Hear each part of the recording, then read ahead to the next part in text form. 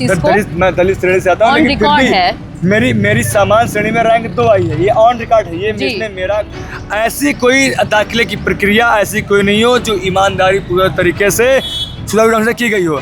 Madam, आगे की मेरी योजना यही है कि जब तक मुझे न्याय नहीं मिलेगा तब तक मैं यहाँ रहूँगा, और जब तक मेरा शरीर साथ देगा तब तक यहाँ रहूँगा। रक्त की आखिरी बूंद तक हूँ, मरते दम तक हूँ।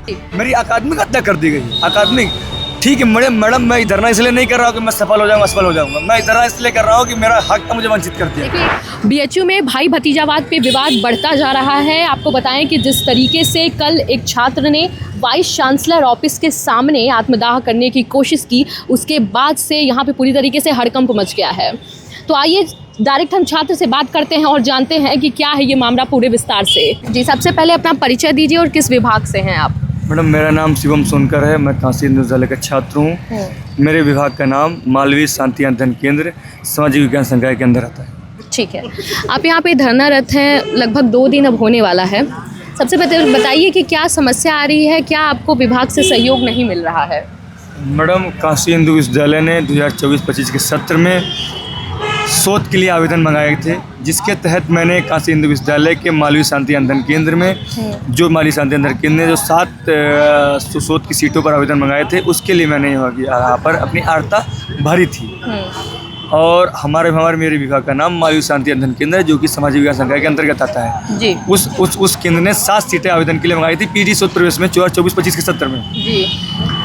तो मैडम, मैंने वहाँ अपनी सारी योग्यताएँ अर्हताएँ पूरी की। उसके बाद मैंने इंटरव्यू दिया, उसके मेरा रिजल्ट जारी हुआ। जब रिजल्ट जारी हुआ तो मेरी वहाँ पर जो है कि मालूम चला कि उस विभाग ने सिर्फ जो 7 सीटों में उस विभाग ने जो आवेदन मंगाए थे, मेरे विभाग ने उन 7 सीटों में सिर्फ 4 सीटों पर ही जो है कि क्या कहते हैं कि दाखिले दिए गए। बाकी 3 सीटों पर जो कि सीटें रिक्त छोड़ दी गई, खाली छोड़ दी गई। जब मैंने मैडम मांगा कि ये 3 सीटें, जब मुझे जानकारी मिली मेरे पोर्टल पे, मेरे मेल पे जब मुझे आया, मैंने इसको चेक किया तो मैं तत्काल प्रभाव से अपनी साइकिल लेकर मैं क्या कहते हैं विभाग गया। विभागाध्यक्ष से मैंने बात की। मैंने पूछा कि सर रिजल्ट पब्लिश हो चुका है, सर कितनी सीटों पर लोगों को, सर लिस्ट कहाँ है उसकी, आपने किसी नोटिस बोर्ड उसको चस्पा किया कि इन बच्चों का एडमिशन हो गया है और इतनी सीटों पर दाखिला हुआ है और किस हिसाब से रोस्टर लगाया गया है? तो मैडम, जब मैं वहाँ गया तो विभागाध्यक्ष ने कहा कि सिर्फ 4 सीटों पे जो 7 सीटें आवेदन के लिए दी गई थी, उसमें सिर्फ 4 सीटों पर जो है कि दाखिले लिए गए और 3 सीटें रिक्त रह गई। तो हमने सर ऐसा क्यों? तो बोले इसके बारे में हमको जानकारी नहीं, आप जाके काशी हिंदू विश्वविद्यालय के मुख्य परीक्षा निरीक्षण कार्यालय जाइए और वहाँ उच्च अधिकारियों से बात कीजिए। जब मैं वहाँ पहुँचता हूँ अपनी साइकिल लेकर, तो मैं मालूम चलता है कि उच्च सुरक्षा अधिकारी हमसे कह रहे हैं कि बेटा अब हमको इसकी जानकारी नहीं, आप अपने विभाग से बात करिए, ये मामला विभाग का ही है। तो जैसे ही मैं विभाग पहुंचता हूं, अपने से दोबारा से आता हूं, तो विभागाध्यक्ष हमसे कहते हैं, मनोज मिश्रा जी हमसे कहते हैं कि यहाँ हमको जानकारी नहीं है, आप डीन ऑफ स्टूडेंट वेलफेयर जाइए। तत्काल मैं डीन ऑफ स्टूडेंट वेलफेयर जाता हूँ, क्योंकि मैं परेशान था। मैं वहाँ तुरंत पहुँचता हूँ, वहाँ वो हमको मिलते नहीं है। मैं इस भाग दौड़ में इतना परेशान हो गया था कि मैं तत्काल प्रभाव से मैंने अपनी चिट्ठियाँ लिखी, कहीं तो मैं आपको दिखा देता हूँ। जी बिल्कुल, वो डॉक्यूमेंट्स हम लोग देखेंगे ताकि मैडम तत्काल प्रभाव से मैंने एक एप्लीकेशन लिखी कि हमारे विभाग में 7 सीटों पर आवेदन मंगाए गए थे। अभी दिखा दूंगा जब कैमरा पास आएगा। हमारे विभाग में 7 सीटों पर जो है कि आवेदन मंगाए गए थे, सिर्फ 4 सीटों पर जो है कि दाखिले दिए गए, 3 सीटें रिक्त छोड़ दी गई। ऐसा क्यों किया गया? मैंने इसकी जवाबदेही मांगी थी, तो इसकी मैंने जो कि क्या कहते हैं एक रिसीविंग वहाँ दे दी थी और अपने पास रख ली थी। उसके बाद मैं आया अपर परीक्षा नियंत्रक कार्यालय आया। मैंने वहाँ अपनी चिट्ठी दी कि देखिए हमारे विभाग में 7 सीटें मंगाई गई, तो 7 सीटें आवेदन के लिए थी, सिर्फ 4 में दाखिला दिया गया, 3 में जो कि नहीं किया गया। ऐसा क्यों, हमको जवाब दीजिए। उसके बाद में मैडम आया डीन ऑफ स्टूडेंट वेलफेयर, मैंने वहाँ भी अपनी चिट्ठी दी। वहाँ अपनी बात दर्ज कराने के बाद नियमानुसार जो एक नियम होता है, मैंने मुख्य सुरक्षा अधिकारी कार्यालय आया, मैंने लिख के दिया हमारे साथ ही भेदभावपूर्ण रवैया किया गया। इस 7 सीटों में से सिर्फ जो कि 3 सीटों में दाखिला दिया गया, 4 सीटों में दाखिला दिया गया और 3 सीटें छोड़ दी गई हैं। इसके खिलाफ मैं धरनारत होने जा रहा हूँ नियमानुसार। फिर मैंने जो है कि महामना की मूल्यों पर चलते हुए मैं यहाँ पर धरनागत हूँ। ठीक है, अच्छा, तो आपने कहा जैसे एक बीएचयू में आमतौर पे देखने को मिलता है कि भाग दौड़ और चक्कर लगाने का जो काम होता है सेंट्रल ऑफिस से लेके विभागों के बीच में बहुत देखने को मिलता है, तो उससे आपको जूझना भी पड़ा। उसके बाद आपने कहा कि कई बार आपने लिखित पत्र भी सौंपा कई लोगों को, जहाँ जहाँ ये लोग जैसे बोलते गए, आप जी ऑन रिकॉर्ड है, आप सौंपते गए। उसके बावजूद आपकी जो आवश्यकता है या आपकी अवेबिलिटी है, योग्यता है, उसको दरकिनार किया जा रहा है और आप सेकंड रैंक होल्डर हैं। मैडम बिल्कुल बिल्कुल, जैसे आपने योग्यता की बात की, मैं कहना चाहूँगा मैडम, मैं दलित श्रेणी से आता हूँ। करके आप दिखाइए भी इस चीज़ को। मैं दलित श्रेणी से आता हूँ, ऑन रिकॉर्ड है। मेरी सामान्य श्रेणी में रैंक 2 आई है, ये ऑन रिकॉर्ड है। ये इसमें मेरा कोई मैंने नहीं जारी किया, ये काशी हिंदू विश्वविद्यालय के केंद्रीय कार्यालय ने ये रिजल्ट जारी किया, जिसमें मेरी सामान्य श्रेणी में ऑल ओवर इंडिया रैंक 2 आई है, मालवीय शांति अध्ययन केंद्र के तहत। जी मैडम, ये है मेरी 2 रैंक है ये। तो ये 2 रैंक होने के बावजूद भी मेरा दाखिला नहीं किया गया, और जबकि 3 सीटें रिक्त पड़ी हुई हैं। अगर आप मैडम उसके बाद जब हमको ये हमारा रिजल्ट पब्लिश हो गया तो मैंने उसकी नियमावली पढ़ी, तो जो BHU PhD बुलेटिन है, जो BHU कहते हैं कि शोध प्रवेश पत्रांक है, उसके पेज नंबर 20 के क्लॉज नंबर 5 में लिखा हुआ है कि जैसे ही सीट विभाग जितनी सीटें पर आवेदन करता है उतनी सीटें पूर्ण भरी जाएंगी। अगर मान लीजिए सीटें खाली रह जाती हैं तो तत्काल प्रभाव से विभाग लिख के देगा केंद्रीय कार्यालय को, केंद्रीय कार्यालय उसका संज्ञान लेगा और विभाग को भेजेगा कि इसके बाद जो सीटें व्यक्ति छोड़ जो बच्चे वेटिंग लिस्ट में हैं उनको तत्काल प्रभाव से योग्य उम्मीदवारों को कहते रिजल्ट जारी किया जाए। मैंने ये कहीं नहीं कहा मुझे दाखिला दिया जाए, मैंने कहीं कहा, इसका मैंने जिक्र ही नहीं किया कि मैं धरना में बैठा हुआ मुझे दाखिला दे दिया जाए। मैंने ये सिर्फ कहा कि जो 3 रिक्त सीटें हैं उसमें ईमानदारी पूर्वक योग्य उम्मीदवारों को दाखिला दिया जाए। और चूँकि मैडम मेरी श्रेणी जनरल रैंक में जो है जनरल रैंक में मेरी रैंक 2 है, उसके तहत अगर ये द्वारा सॉफ्टवेयर रन होता है, जो लिंक भेजता है, पेमेंट लिंक भेजता है PhD शोध के लिए, जैसे ही वो सॉफ्टवेयर द्वारा रन करेगा तत्काल प्रभाव से मेरे पास लिंक आएगा, मैं पेमेंट करूँगा, काशी हिंदू लोग छात्र बन जाऊँगा। लेकिन कुछ संकुचित लोगों की मानसिकता के लोगों के चलते मैं शिक्षा से वंचित रह जा रहा हूँ यहाँ पर। हाँ, इसी चीज़ पे हम आपसे पूछना चाहेंगे कि हाल के वर्षों में BHU का कोई भी संकाय हो, फैकल्टी हो, इस तरह के बहुत उदाहरण आए हैं कि जहाँ पे भाई भतीजावाद या अपने जो व्यक्तिगत कैंडिडेट हैं उनको कहीं ना कहीं श्रेय देना ये देखने को मिला है। और उसके बावजूद कई ऐसे प्रोफेसर्स हैं जो अभी भी वैसे ही कार्यरत हैं, कोई उस लेवल की कार्रवाई नहीं हुई है।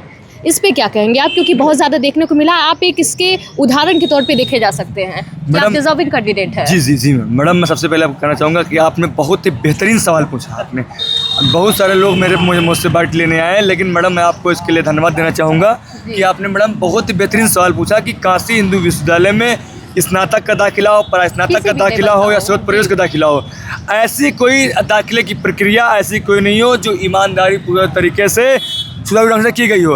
हर प्रक्रिया में मैडम कहीं ना कहीं धांधली होती है, कहीं ना कहीं अपने भाई भतीजे के लिए सीट छोड़ दी जाती है।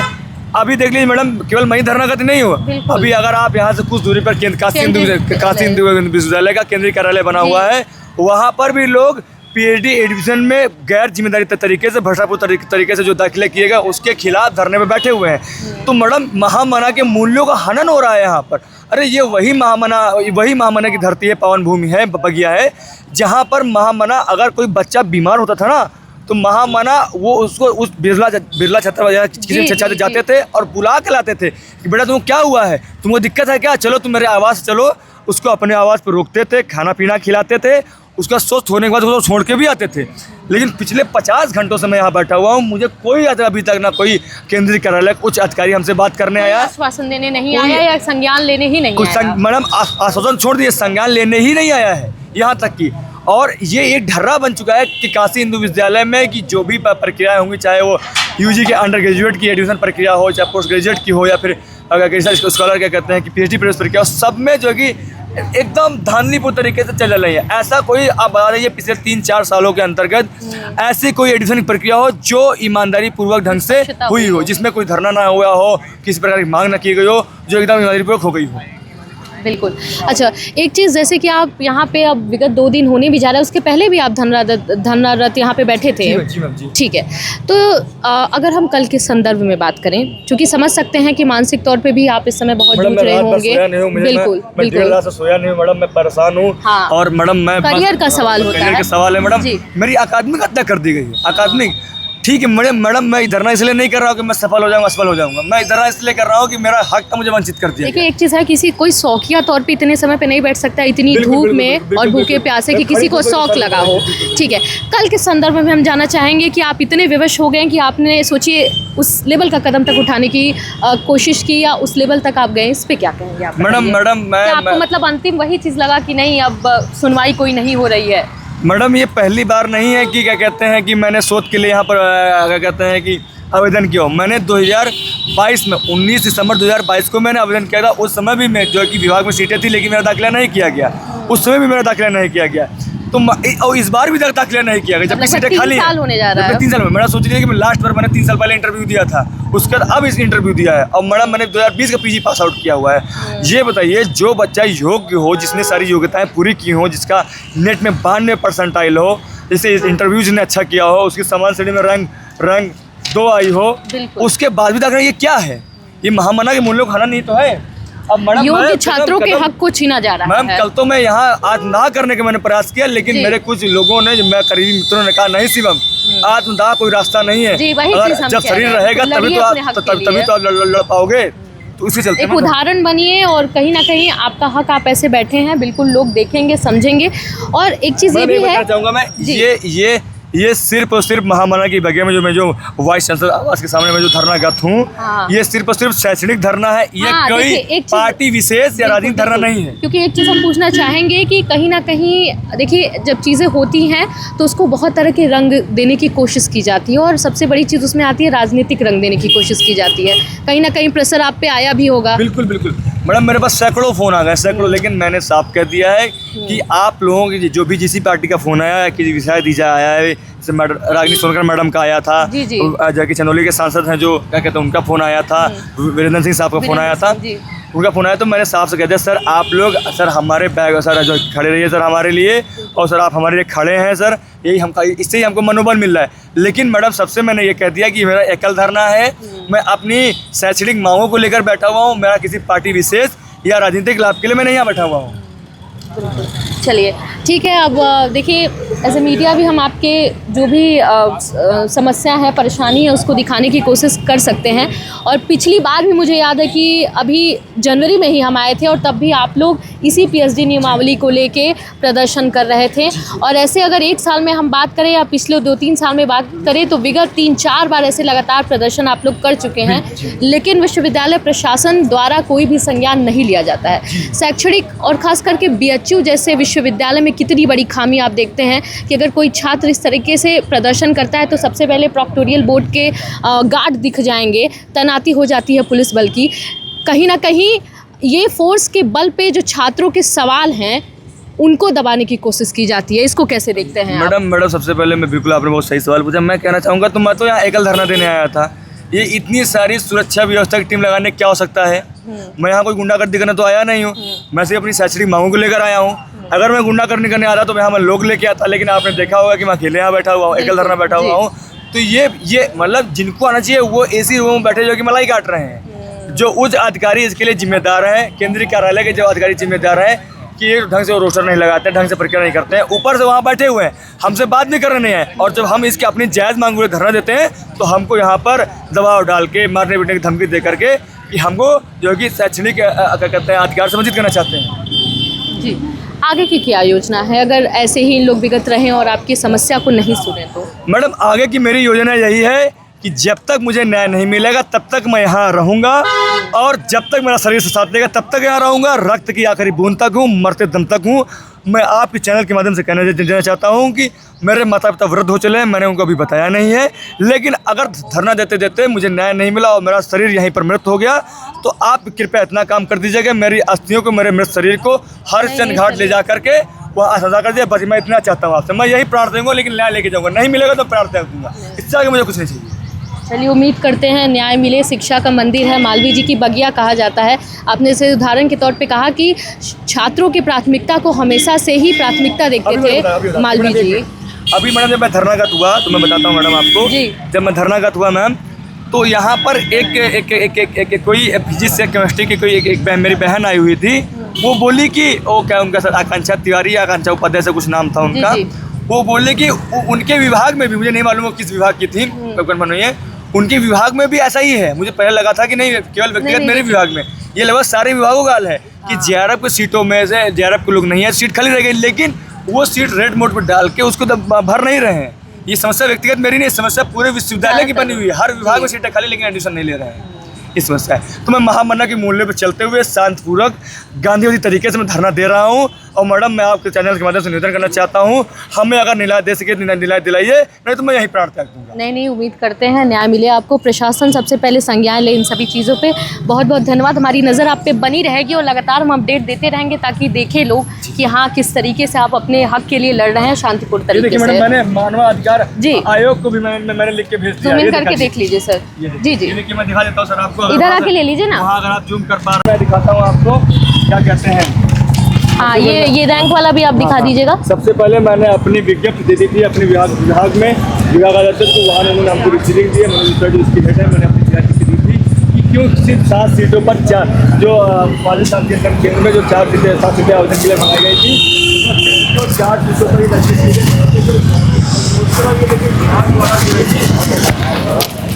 पर दलित श्रेणी से आता हूँ, लेकिन फिर भी सामान्य श्रेणी में 2 रैंक पाई है।